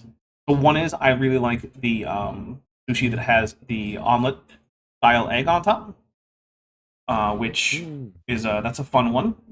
I'm also a big fan of getting salmon and tuna. Those are some big ones for me. I also really like sea urchin. It's a bit of an acquired taste. You might not like it initially, but this is actually really hard to find outside of Japan. I've only found it in a few places in America, but the way that sea urchin works is basically they crack open a sea urchin, and then what you're eating are in fact the gonads of the sea urchin. So are they some kind of otter? Here's a fun fact about sea urchins. They have an instinct to take things that fall on top of them and like push them towards about the middle of their body. And you can put little tiny 3D printed hats on them, and they will push that to like the middle of their body, and then they'll walk around wearing hats. Yep. So you can put hats on sea urchin, and they will just wear them. Yeah, you can. which is different than eating them. But if I'm actually eating like actual Japanese sushi, what I'm probably going to do is just lightly dip the topping part in a little bit of soy sauce, and then just eat that. Whereas a lot of American sushi, the flavors are actually pretty bold, much more bold than in Japanese sushi, which is pretty typical for Japanese food. Actual Japanese food tends to have very subtle flavors, so it's very easy to overwhelm those flavors, which is why you want to go sparing on things like soy sauce or other types of sauces, right? But with American sushi, because the flavors are already so bold, I'll dunk the entire thing in some soy sauce. I don't care. It's already got a lot of flavors. The soy sauce isn't going to drown them all out. But also, I could eat like 5 pounds of unagi, which is the Japanese freshwater eel, and it's usually like it's one of the few sushi items that's always cooked, and then it's dipped in this particular sauce that they use for unagi, and like I have never had so much unagi that I could not eat more of it, and I've had a lot of unagi. It is, yeah. So what do you? How about you two? I like my sushi just straight up nigiri. Just take that little rice bed, slap a piece of salmon on it, Tuna. and Very give Japanese. it to me. Salmon or tuna? Yeah, either one of those, and then just let me dunk it in some soy sauce. I will eat so many pieces of nigiri. True story. My former roommates took me out for one of my first birthdays after I moved out here to California. We sit down at this restaurant, and we're looking through the menu. I already had some miso soup, and the waiter comes by to take our order, and I was like, okay, I want 2 of this number 15 or whatever. And he was like, wait, that's 16 pieces of sushi. And without missing a beat, I looked him in the face and was like, I know what I'm about, son. And we ate every gosh darn piece of it. Good. When he brought the check, I just stared at him like, and you thought? So like I had already had some miso soup, and I think maybe I gave away 1 or 2 pieces out of that whole thing. So whatever. I ate at least 14 pieces of salmon nigiri that day. So nice. Try me, bitch. All right. What's a good sushi order for you, Kip? So at my local sushi establishary, I mean, I think this is they don't have like a nigiri platter, so it's just they sell them individually, and make your own platter. I could, but it's expensive. So for me, this is always an economic decision because the nigiri is always so expensive. So usually I limit myself and I get tuna and salmon, but the tuna is the best, guys. It's just the best. But I also will always order the crunchy dynamite roll. And very American there. I know it is, but it's good. No, it's really good. I eat plenty of American sushi. It's fine. I'm not judging. I'm just pointing out that is very not Japanese. Very much so. But yeah, and then when I used to live in Norway, I would go out with 2 of my best friends there. One is Orstein Jusnes, who I worked with on the project at the University of Achter. The other is a theologian by the name of Laurent Schutz. He's an atheist theologian. Interesting job. Interesting guy.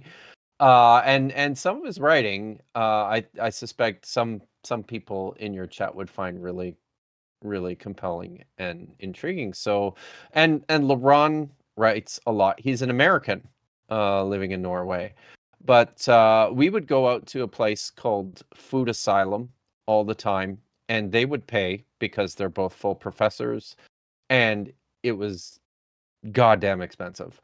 But at the end of our meal, we would always get like, I don't even know. It's the only place I've ever seen it. I'm told it's a Japanese thing, but this coffee contraption. It's glass. It looks like it looks like a still, and you pour the water in it, and it and the coffee in like another place, and it the water is controlled in terms of how much it enters the diffuser to go through the coffee, but damn good coffee.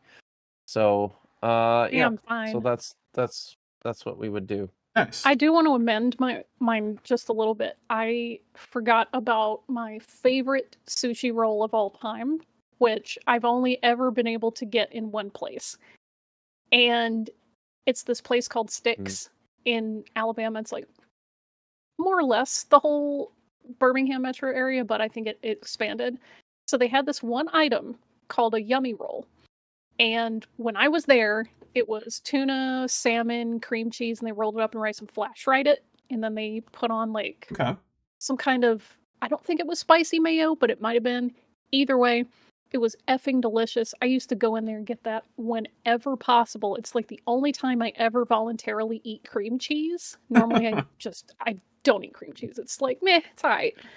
But that was my favorite sushi roll ever. And I just went and checked their menu, and they've updated it slightly. Okay. So now it's not just tuna and salmon with cream cheese. They've added yellowtail and jalapeno. Wow. Yeah. Oh, wow. That does sound pretty good. So now I'm like, oh my god, I really want yummy rolls so bad. A Metageeky Platypus Warlock for $5 says, desserts. We know Vish's answer. But what desserts are an automatic must? For me, anything with pistachios or banana cream pie. And there's a cake emoji, a pie emoji, a cookie emoji, and an ice cream emoji. So I am very partial to cheesecake. And I think this comes from the fact that my grandmother was a terrible cook. Just absurdly awful cook. There were times when she would cook dinner. My parents were away. And we would, if she left the table at any point, we would get up, throw out whatever she had made, then quickly sit back down, come back. She's like, "Oh, is everyone eating everything? Yep, we're all full." And then we would just go to bed hungry because we would rather go to bed hungry than eat the dinner she made. However, she made great cheesecake. It was the only thing she made that tasted good, and it was exceptional. And so I felt a bit of a taste for cheesecake. And also, nice. I think it's pretty well known that I generally don't like cake. But then people say, well, what about cheesecake? I count cheesecake as a pie. In fact, I've checked. More of a pie. In other languages, it's often called cheese pie. And also, it has a crust and a filling. So as far as I'm concerned, it's just a poorly named pie. Because I do generally like pies. I also like fruit pies, meat pies. Something about the idea of like putting something tasty inside pastry that just works. It's a solid idea, right? Yeah. So what about you, Kip? What is your go-to dessert? We know that Fish's is raspberry and chocolate cake. Yeah. And I'm a simple guy, so I really love ice cream. Yeah. Hey.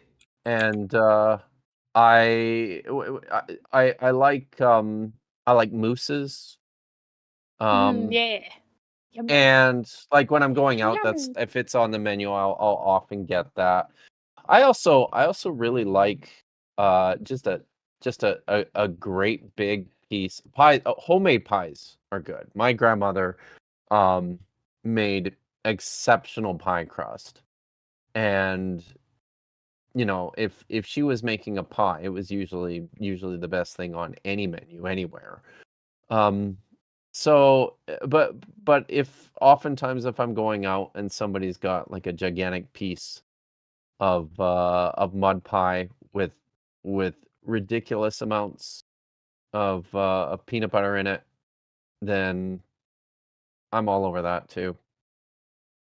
Roshna #upset_Keller for $4.99 says, I've eaten half of Marie Callender's banana cream pie many times while in the shower.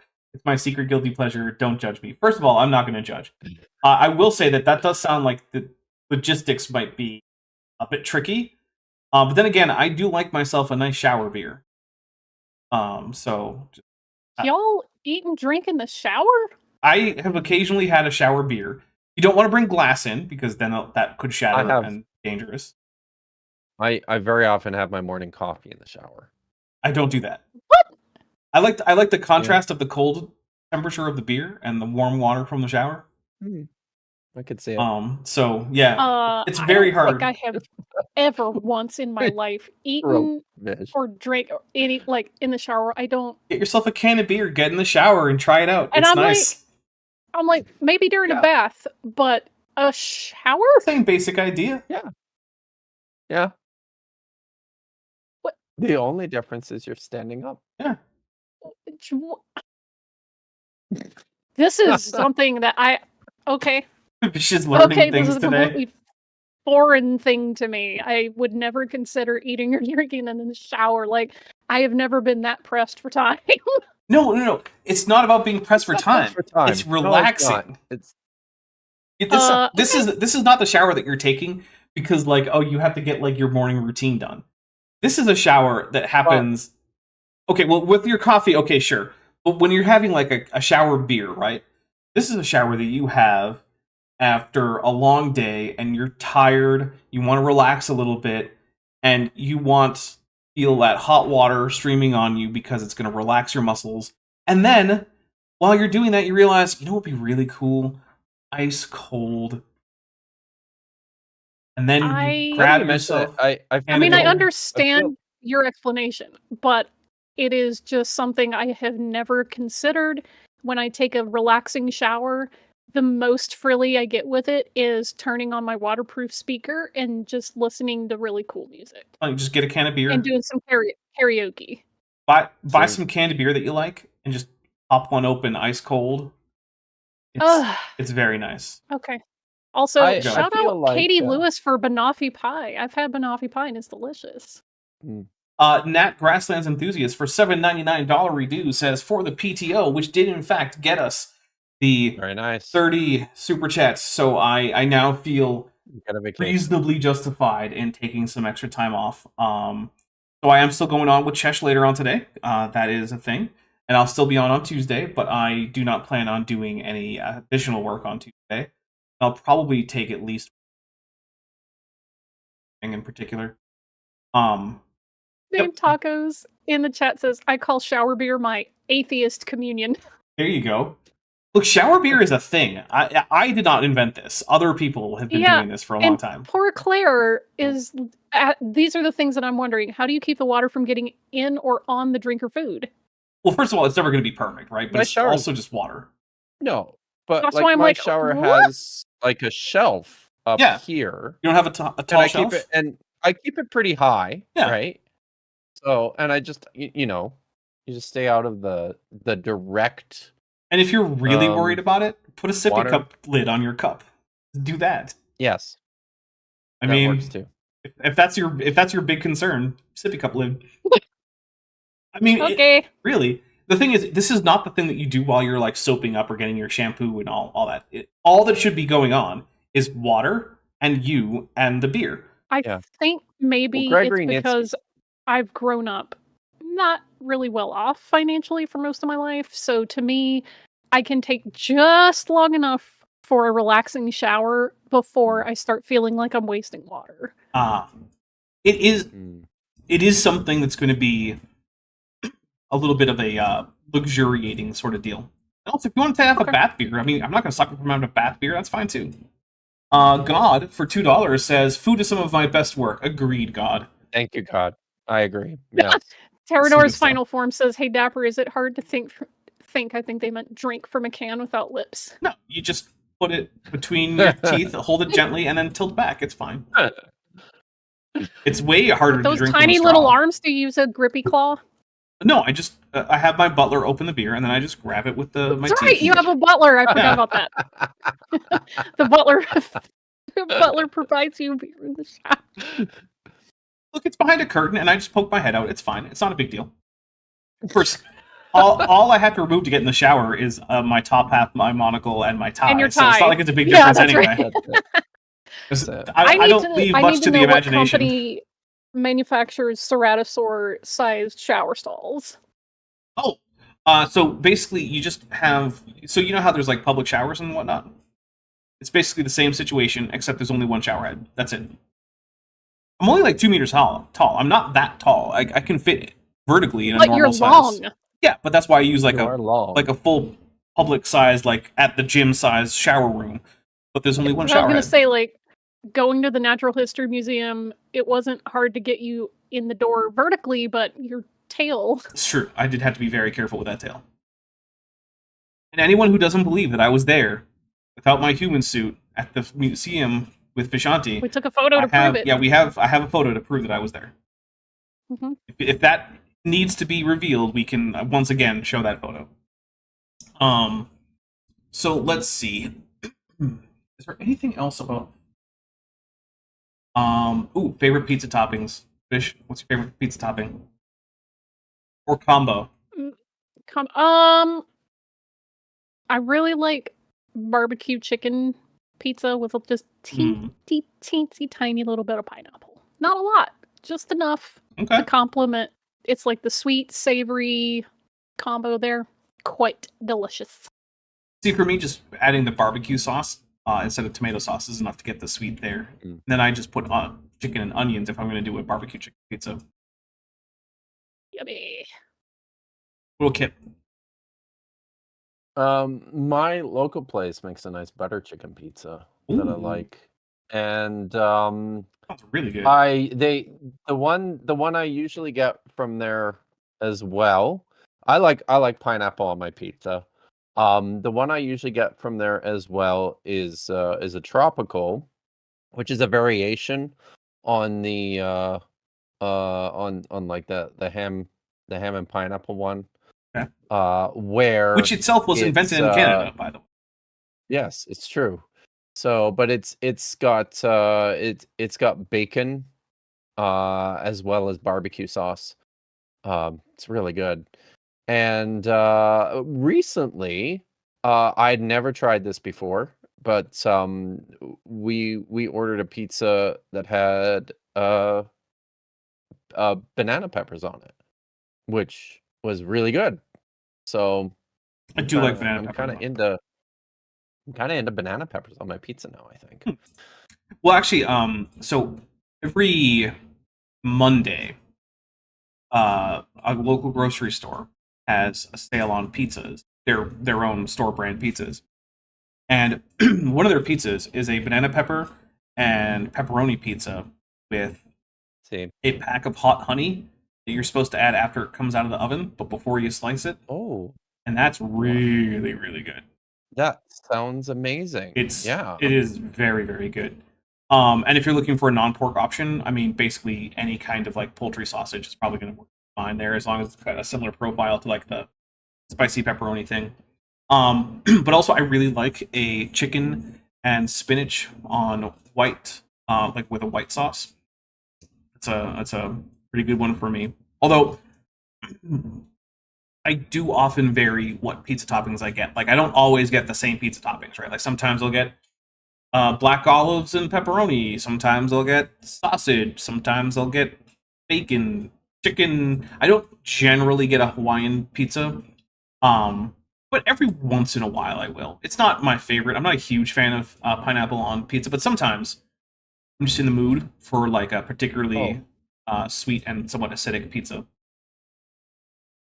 I gotta mention one more here, just because it's really interesting. So we have a restaurant chain here in Canada called Boston Pizza. Don't Okay. laugh. One of the founders of Boston Pizza is Jim Treliving, who was also one of the original Dragons of Dragon's Den, which is actually a Canadian show. And Boston Pizza is a Canadian restaurant. It's all over the country. And one of their specialty pizzas that they do is a spicy pierogi.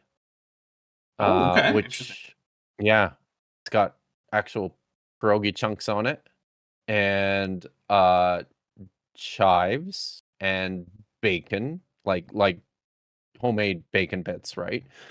And I can't remember. Oh, I'm pretty sure there's peppers on that one as well. But it's really good and it's spicy. Okay. All right. We're going to do a final question from me.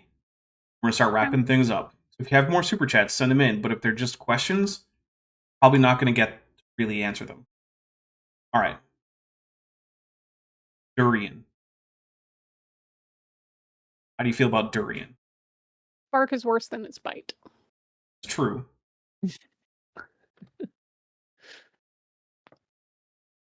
I'm trying to think now.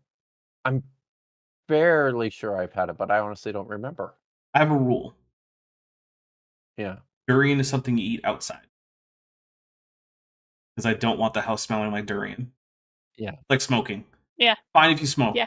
Do it outside. You want to eat durian around here? It's fine. Just go outside. In case anyone doesn't know, durian is a fruit that's popular in a lot of Southeast Asia. And it smells like one of the worst things you can imagine. Doesn't taste like that. I don't even actually know how to describe the taste. A little on the mild side. I don't know. But yeah, it smells horrible. And yeah. Also, Jasper the Dutch have tulips the mighty for €2 says bananas minus the B is pineapple. That is correct. In fact, that is one of the more correct things that anyone has ever said in this. That bananas minus the B is pineapple. Kip, do you understand this one? I know Vishanti does. I have no idea what's going on. So it turns out that the word banana is basically the same. Usually, so. Yeah. The word banana is basically the same in virtually every language. It's also true for pineapple, but English is a weird exception. Oh, and in virtually every language, the word for pineapple is ananas. Ananas. Like what the hell is that, right? The word for pineapple in basically every language except English, who decided to somehow say that this fruit that is nothing like an apple and nothing like a pine tree is somehow a pineapple. It's like a pine cone. Not even fine. It doesn't even look much like that either. I mean, it kind of does. It kind of does. You're tripping on it. Looks like a pine cone. It's like an upside down pine cone that also has extra leaves at the top. I was going to say it looks like a pine cone with a pine cone with a mohawk. Yeah, is what it is. You guys are way too generous to English as far as I'm concerned, but that's okay. All right. So, Vish, what do you have coming up here in the next week or so? Oh my gosh. Okay. It's gonna be a little wacky this week, but I will say the thing that I'm looking forward to the most is Wednesday's live stream with Dr. Justin Sledge of Esoterica coming up on Kip's channel. I am super stoked. It is Esoterica week. Nice. That sounds like a great week. The only thing that means is that he's going to be on my channel on Wednesday for 2 hours. So people and that's at 5 o'clock Pacific time, 8 o'clock Eastern, and people should bring their questions because he's going to be answering them. Look, if you aren't someone who watches at least some of Esoterica's videos, you're probably missing out. Yeah, you are. So Justin Sledge, he basically teaches and studies and publishes about things like occult and magical practices in history. And so this is not from the standpoint of like Gaia TV, where he's going to teach you how to like actually manifest your vision board in your life by writing down a spell. Yeah, no. What he is, real deal. Yeah, what he is going to tell you about though is how things like Mandaeans, apotropaic bowls full of magical inscriptions were supposed to work according to them, and what magical practices you can find in the archaeology of, say, like Roman Egypt, or what various mystical traditions were going on in, like, I don't know, Eastern Europe during the 11th century or something, right? So if that kind of thing, because that's not what you hear in most mainstream history courses, right? Like if you just go take like world history in college for like a non-history major, you're probably not going to find out about curse scrolls. Probably not going to be a thing that you're going to learn about, but you will if you watch Esoterica. So he'll also go into how ancient esoteric practices manifest in modern times, like things like modern Hermeticism revivals, or people attempting to bring in former pre-Christian magical practices forward into their neo-pagan practices or whatever. He'll talk about some things like that here and there. So like it's really cool if you're into some of that obscure history stuff. Roachna hashtag upset Keller for 199 says pomfret. Anyone? I could go for some pomfret. That would be pretty. That's French for French fries, in case anyone's wondering. And French fries are actually Belgian, so like whatever. All right, Kip. Awesome. Do you have anything that isn't the Justin Sledge thing that we just talked about coming up in the next week or so?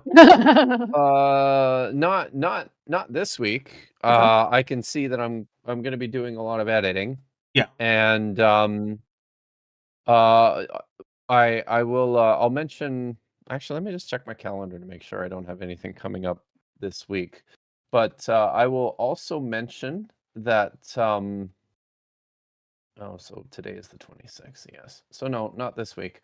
But I will also mention something. Oh, yes, that's it. I've actually started to get to work. And so I brought up David Wood, and this feels kind of pertinent. He had a debate a few weeks ago with Alex O'Connor about whether or not Jesus identified himself as God, and the thrust of his entire argument was grounded in this idea of the so-called two powers in heaven, which was condemned by the medieval rabbis as a heresy. Now, this has been glommed onto by a lot of Christian apologists and other apologists, without naming any names. This has been glommed onto as some form of evidence for these early Jewish ideas regarding like a cosmic divine Messiah figure, usually totally inappropriately. And with this debate, a lot of this hit the apologetics YouTube sphere. And so I've decided that one of the things that I'm going to do over the next little while is actually put together a proper discussion video about this idea of the two powers in heaven, where it comes from, what's actually going on in early Judaism with a lot of these texts that people like to appeal to, what happens in the rabbinic period, and just trying to set the record straight, because it's driving me crazy. So I've started doing a lot of reading in preparation for that, and scripting. So at some point, that's something else that I'm going to be working on for the next little while. I might have a video to drop about it in the next month or so. Awesome. All right, well, what's coming up here on the channel? On Tuesday, we are having Kent with Bent. I don't remember the number. I don't have a title yet, but if you have title suggestions, put them in the Tuesday stream title suggestions channel over on the Discord. That's the Discord for channel members and patrons. So that's where I get a lot of the names. If you want to be the one who names one of my streams, that is the best way to do it. So that's going to be at 6 p.m. Pacific, 9 p.m. Eastern on Tuesday. Then on Thursday at noon Pacific, 3 p.m. Eastern, we've got Homo Insanus with Dr. Brian Thomas, where he is going to be continuing with his repeated, we'll say, of dubious truthfulness statements about human evolution. We'll go with that. If I'm being more direct and blunt, I'll say Christopher Roop is a fucking liar, and Brian Thomas decided to basically swallow that entire gigantic throbbing book of lies that Chris Roop published with John Sanford, which was almost entirely just Chris Roop. John Sanford mostly just rubber stamped it because they wanted a PhD in the title, in the author section. So that's going to be on Thursday. Then on Saturday, we're going to be back with more Bodhi Hodge. So this was a nice little break to talk about just food, but we can't stay with that. We have completed our contractual obligation to discuss food, and it is back to the torture of Bodhi Hodge's prose, because boy, is it torturous. So that really is basically a week. I'm also going to be over on Chesh's channel, her Debate Hub channel, for her Debate Pub monthly news show, where we talk about various happenings around the world. To be fair, often focusing on the United States and Canada because that is where a large portion of the hosts are from. 2 Americans, 1 Canadian, and an Indian woman who is currently living not in India but in Australia. So America and Canada get a lot of coverage. And to be fair, a lot of the audience is also either Canadian or American. So, but we do cover things from other parts of the world. We'll cover things from China, Russia, India, Australia. We've covered some things, various coups in African countries and things like that. So, and we do it well. We call it Debate Pub. So there's a little bit of drinking. I have not actually finished this Mountain Dew Baja Blast, so I am expecting to start off that stream with her fairly sober, and then to progressively have that become less the case as we talk about whatever new, fresh, hellish nightmare the world has unleashed upon us in the last month or so. Although we're also going to be talking about the dire wolves that aren't dire wolves, which is not a hellish nightmare, but it's an interesting topic, so we're going to talk about that too. And also, if you are a channel member or a patron and you are interested, please head over to the Discord server because we are going to be watching episodes, I believe, 9, 10, 11, and 12 of Power Rangers Ninja Steel, which is, I'm actually finding it more enjoyable on this watch through than I have on the first time I watched it, because I've only watched it once. And I actually had that same experience with Mystic Force, where the first time I watched it, I was like, whatever. Then I watched it again, I was like, you know what? Okay, this is better than I remember it being. And I'm having that same experience with Ninja Steel. So I did not like Samurai or Megaforce any better the second time through. So it's not just like now I have nostalgia or something, but yeah, it's that's what we're doing next. So I hope all of you stay safe out there. Thank you so much for helping fund me taking a few days off here. I do appreciate it because apparently everyone tells me, well, not everyone, but people are telling me that, I don't know, I seem tired or something. I don't even know what that means. But yeah, I'll talk to all of you later. See you on Tuesday or in the Discord or over on Chesh's channel. Bye, everybody. Hey, before you leave, I just want to take a second to thank my patrons and channel members, especially those pledging $20 or above. Van Tovend, Ferrevara, Tapioca Weasel, Whispers, Max Cherry, North Texas Fossils, John Ackerman, Strawberry Vein, Dr. Tapioca Weasel, Elleron Teller, Ian Chen, Kelvin Brostek von Mennen, Landon Knoll, Mabbity Babbity, Sphincter of Doom, and Volus. It's because of my channel members and patrons whom you're seeing on screen that this channel can stay afloat. Without you, it would all shut down.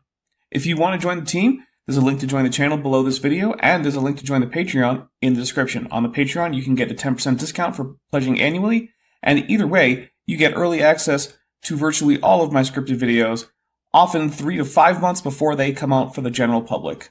Thanks for watching.